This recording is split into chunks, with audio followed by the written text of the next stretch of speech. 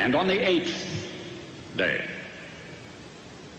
God looked down on his planned paradise and said, I need a caretaker.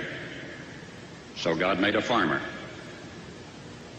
God said, I need somebody willing to get up before dawn, milk cows, work all day in the fields, milk cows again, eat supper, then go to town and stay past midnight at a meeting of the school board. So God made a farmer. God said, I need somebody willing to sit up all night with a newborn colt and watch it die, then dry his eyes and say, maybe next year.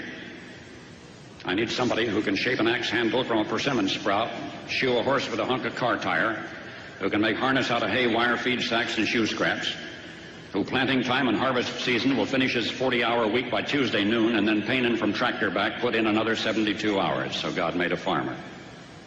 God said, I need somebody strong enough to clear trees and heave bales, yet gentle enough to yean lambs and wean pigs and tend the pink-combed pullets, who will stop his mower for an hour to splint the broken leg of a meadowlark.